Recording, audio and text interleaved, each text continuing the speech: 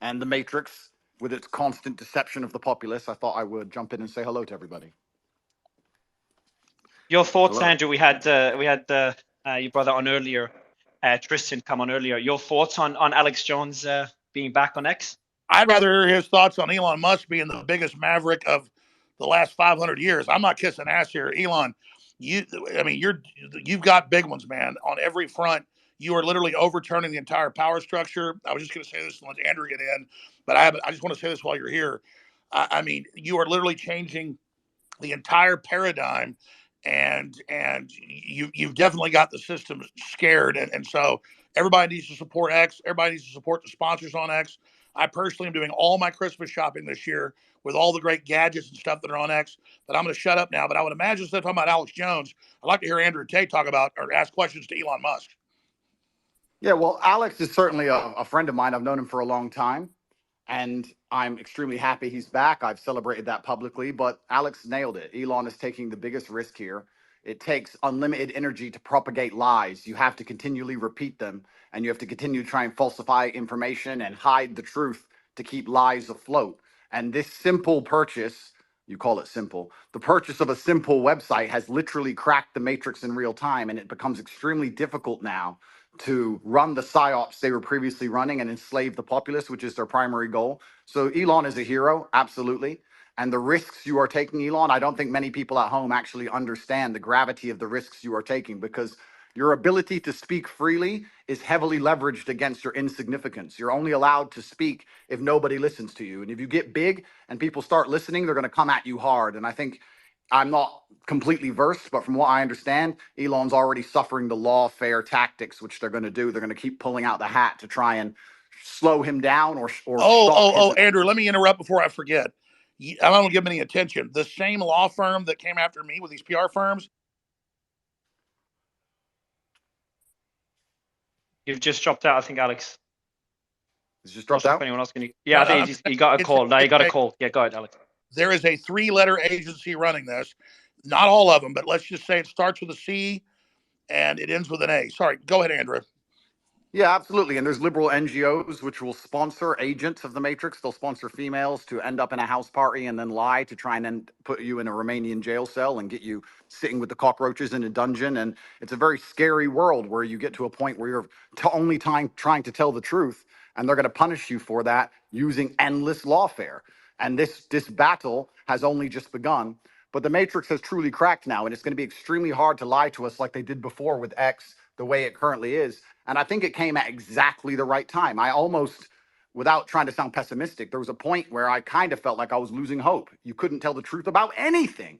Everything was a lie. Everything from head to toe was a lie. And they're trying to lock us all back in our houses again. And we can finally talk about it. It's truly heroic. And Elon's taking massive risk, and the respect I have for him for doing that is enormous. Absolutely. I mean, this is what happened. I'm going to shut up because I want to hear from Elon, but this is so historic.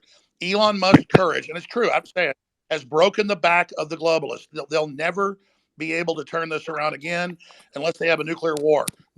Elon Musk has broken their back. Yeah.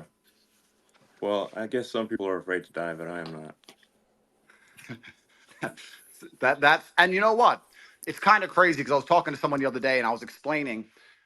They were asking about my seizure, how they took all my houses, all my money, all my cars, blah, blah. And I said, you never truly own anything on this earth anyway. You can have a piece of paper that says you own it, but if you piss off the government structures, they just get a judge to stamp a different piece of paper and you no longer own it. The only thing you own is your soul and your integrity. And this is the one thing they cannot take away from you, no matter what they do to you. And that is the best feeling on earth. It doesn't matter if you can sell your soul to the devil and repeat what they want you to say, but then you truly own nothing.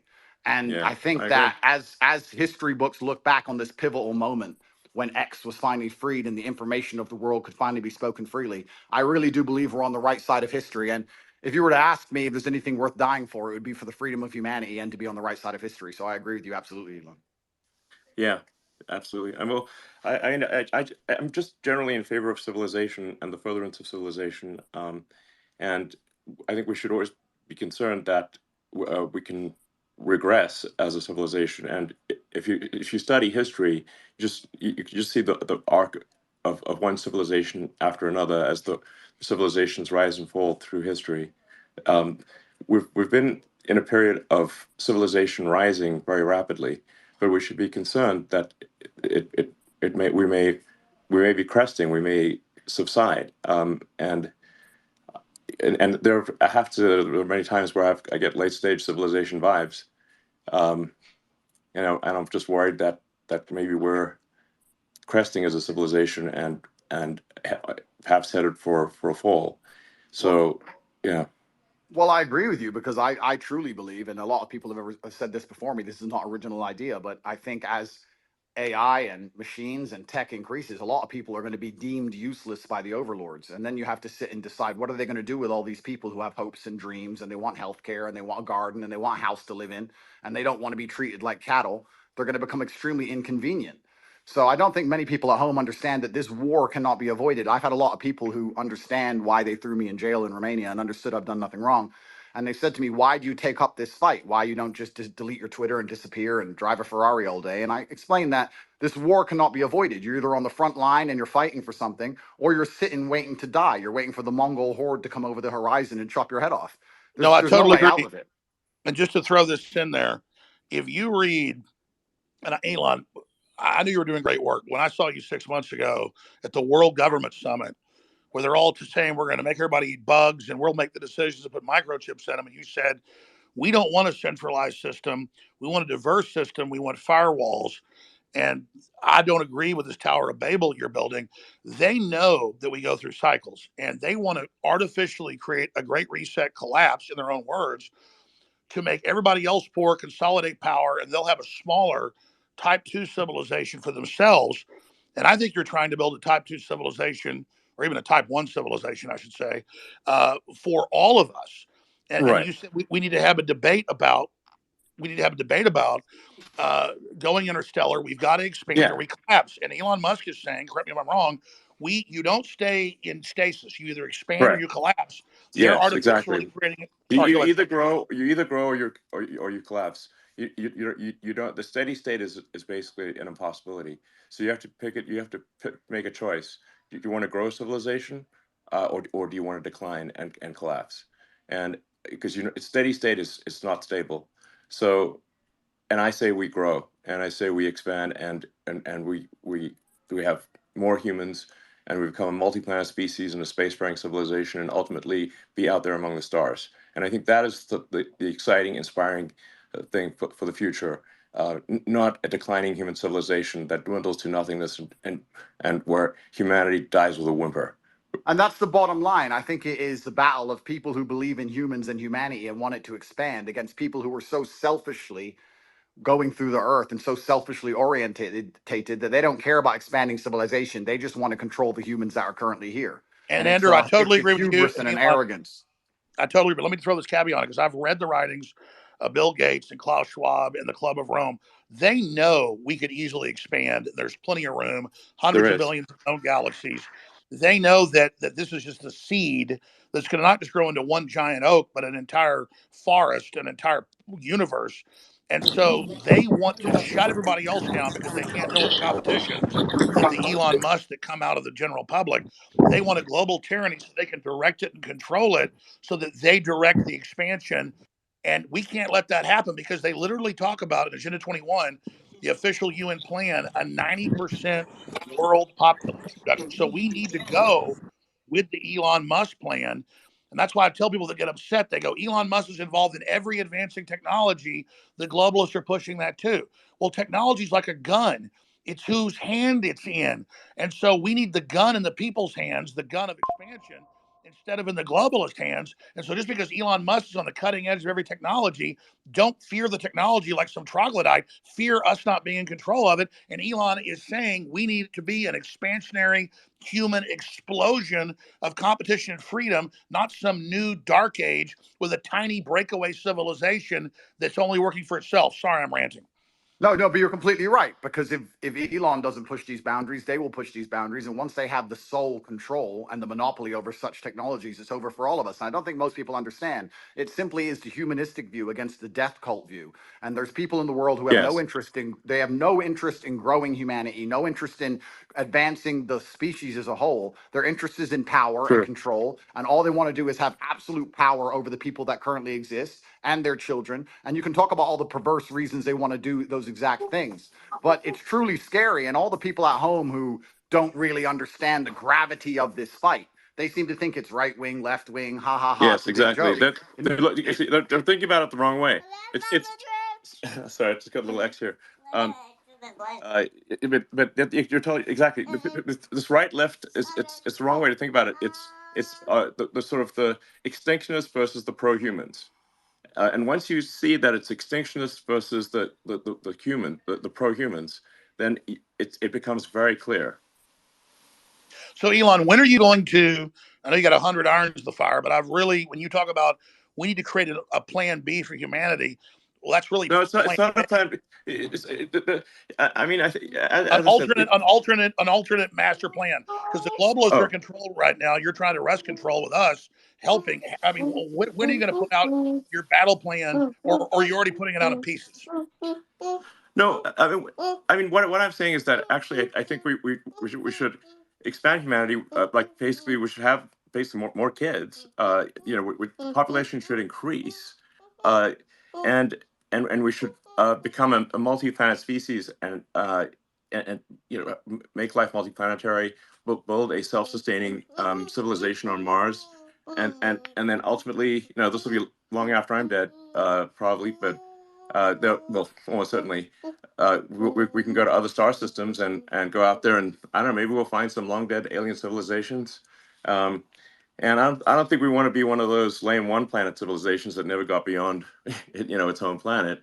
Um, I mean, we gotta, what are the aliens going to think of that? It's like we got to make a good showing.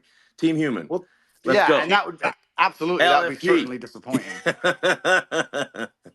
But So it's essential, and truthfully, it's so amazing we'd even speak about these things. Only 2 years ago, you couldn't even speak about these subjects, but it's so pertinently obvious to anyone who pays attention, and it is scary. And expansion and humanistic views are certainly the way to progress, and it has to be done. There's no other way. Just like a business, just like you guys said, if you stand still, you die. And it takes a few brave people to break the matrix. You have to break the dam, and I think bravery is so important because it puts a crack in the dam, and it shows that if there's people out there brave enough to risk getting canceled, risk lawsuits, risk lawfare, then it's going to inspire bravery amongst the rest of the populace, and it becomes extremely hard to lie to brave people. And I think that that's one of the largest pandemics of Earth today is bravery. And when I say bravery, I don't mean that in any kind of negative connotation. Bravery is being full of love and loving the people around you and sticking up for your community and loving where you live and loving your country. And it's brave to do those things. And it's love What do that's the going to crack globalists the teach matrix us? in the end. Children are bad. We're ugly. Humans create all this racial division. They want us to hate each other, so we just yeah. give up, roll over, so the globalists can have the future. I would just Yeah, and like to I think say the here, globalists are short-sighted too, because the thing is that you can't really separate yourself from civilization. So I think those who are sort of advocating, like it's really, I think it's just logical to be pro-civilization. You don't actually necessarily have to be altruistic. You just have to think long-term and say, obviously, you cannot exist in any good way without civilization.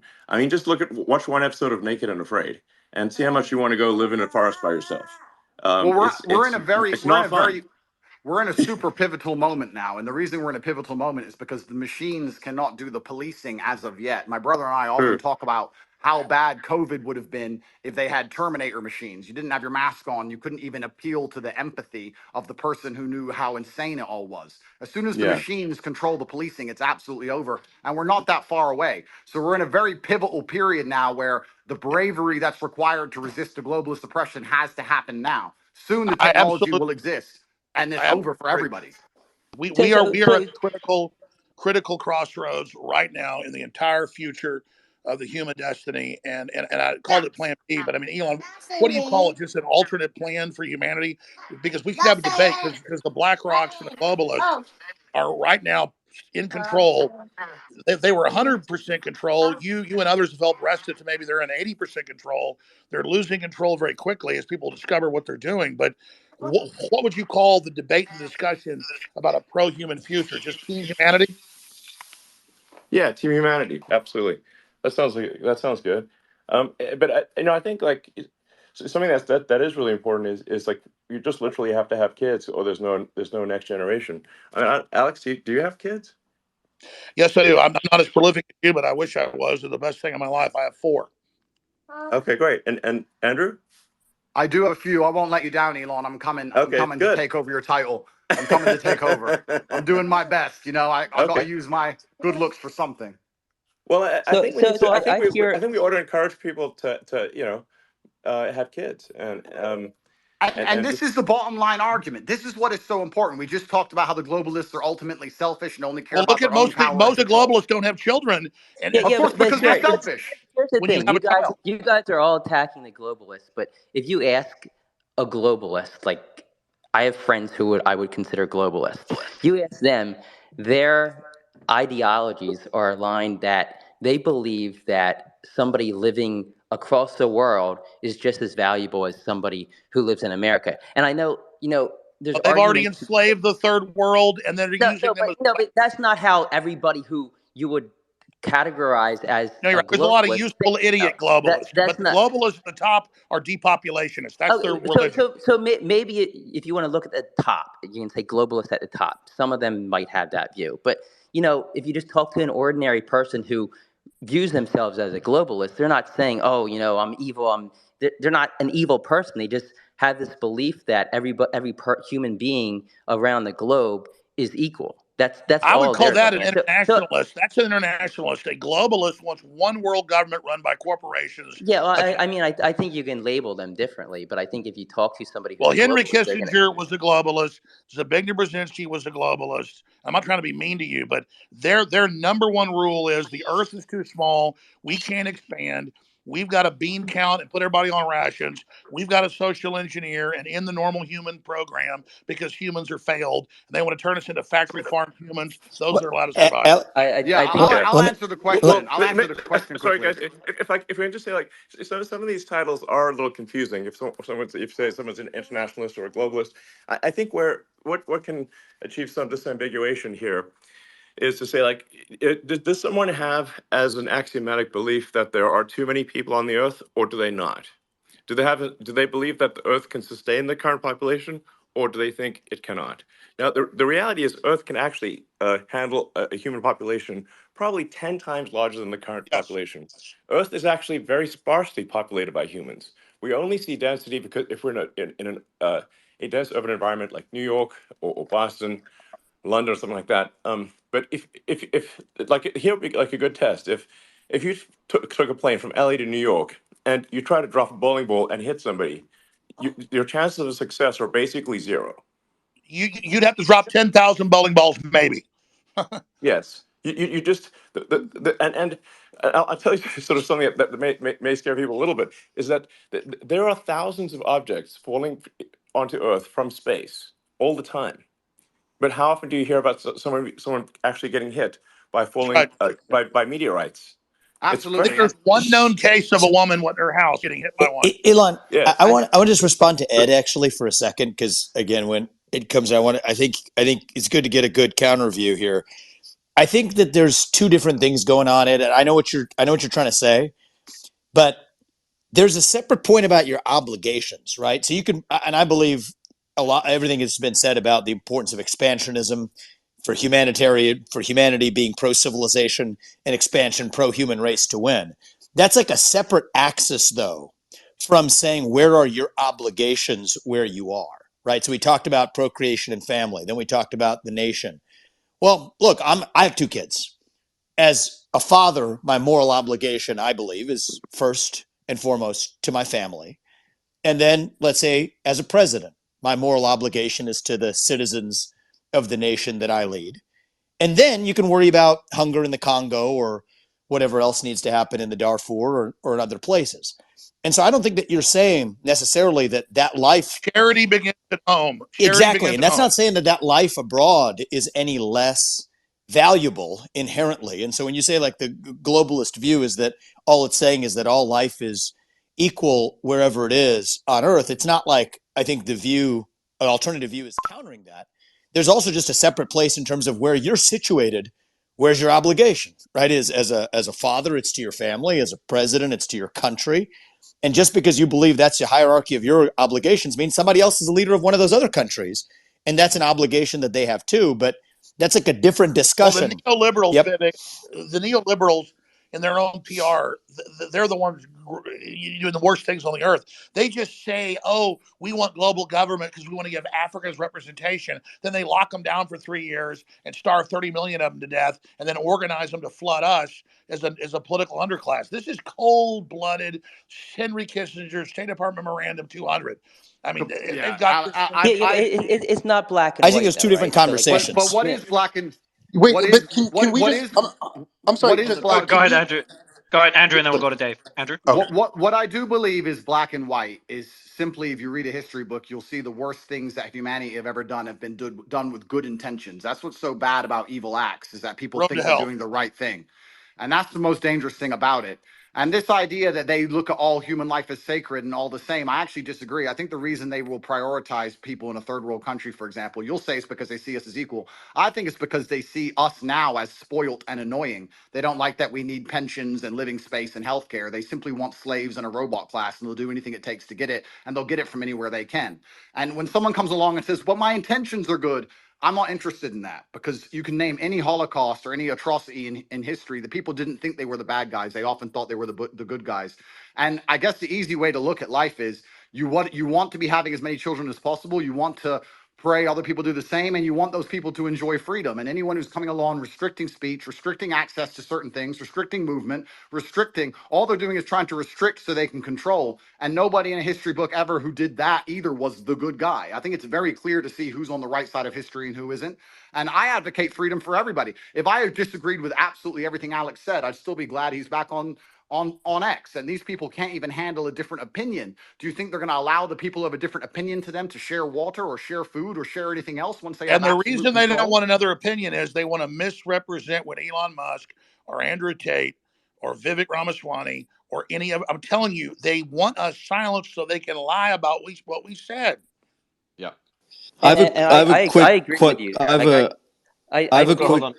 We'll go, Jackson. I'm going to go to you right after Dave. Yeah, Go ahead. I mean, I'm just saying, I agree that with you there. I think that a lot of the media and a lot of these platforms do want to silence voices because they want their voice to be heard louder. So yeah, I definitely hear you there. I definitely don't. I definitely, as when it comes to globalists, I think, it's not black and white. You're not either a globalist or you're not. I think people fall in between, and there's different reasons for why people might feel one way about one, you could say globalist idea and another. So I mean, I don't like painting people like, with a black and white pen, because I feel that everybody falls somewhere in the middle.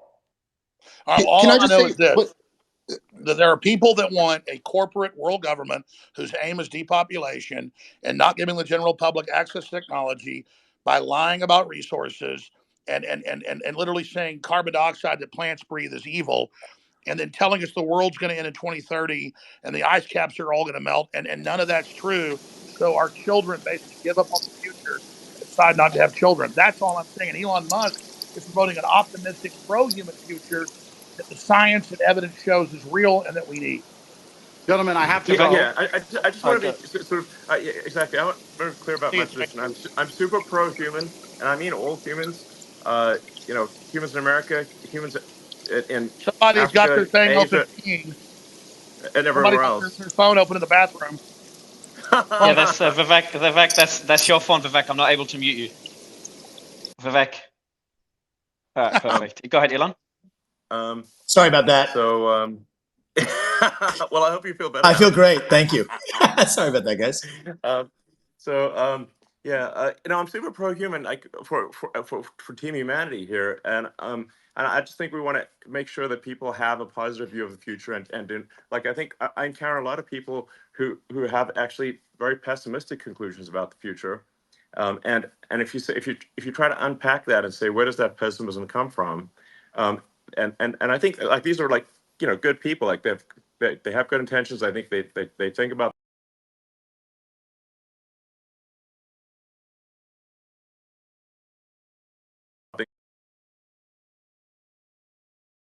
often come from is believing that there are too many humans on the planet. This is false. Earth can easily sustain far more than the current population. And but they've been told this thing and they've believed it, and it is false. I'm Now going to sign out, I'm gentlemen. very pro environment. Obviously, Bye, Andrew. I might have done more You know, I'm certainly I might have done more, you know, for sustainable energy than maybe any single human. So I would consider myself an environmentalist, but I also believe in physics and reality, and not sort of being alarmist about things. Well, something you said was really smart, and because I've seen the equations. I'm not a mathematician or rocket scientist like you, but we need the fossil fuels to get to the new technologies and that is transfer over. true. You can't Yes. cut them all off and then not have it. They're blowing up the bridge that gets them there. Yes. Gentlemen, what I would like to say, Go ahead. my final point, I would like to say, I often get asked by people who follow me, they say, who do you think who controls the world? Who do you think the Matrix is? And I use the Matrix as a very simple way to explain that they purport a false version of reality that everyone buys into to keep your mind occupied so they can extract your body heat from you for the soulless machines, which are essentially the globalists we're talking about. And I try and say that I still believe that we run the world. There's a lot more of us than them. We still control the world. It's just down to what we will accept and what will allow them to do to us. And that's why bravery is so essential and so important. And I know I can come across as brash with my message, but No, you're not. You need to when I'm stop telling giving up our 16-year-olds, power. when I'm telling 16-year-olds to go and get rich and buy a fast car and train hard and go to the gym, etc., because these young men are far less likely to blindly comply. And it's extremely important that they don't psyop the next generation of young masculine youth. And that's why we the still system was scared of you, Andrew, because you were doing an extreme version of it to shock them out of it, to show them how to have a destiny, how to have desire, how to want to be into the future. And then that's the same thing in a different way that Elon's doing. You're right. We still control the world, and it's down to what we will accept. And it's going to take bravery and love. You need to love the people around you, and love the human race, and love the place you're from. And I just want to wrap up by saying that I would never kill myself. And if they put me back in that dungeon to starve, I hope you will all do your very best to get me out, because I'm in a very We will, precarious Andrew. legal Love you. situation. Can I just throw something out? Because I'm going to talk to Elon Musk here and everybody else. And this is surreal. Andrew Tate and Vivek Ramaswamy. This is crazy. John, I've got a friend I want to get on. We also have Mark Dice, who's really stood up for free speech. He's on the line. If he can get a quick, I'm going to leave question Alex, in. but I just want to say welcome on Twitter, and I think there will be more truth than not, all else equal. So hail to the Thank you, truth. gentlemen. Take Thank it you easy, very guys. much. Bye bye. Thank you. Thank you, Vivek. Bye. Thanks, Andrew. Thanks, Vivek. I I'll have bring up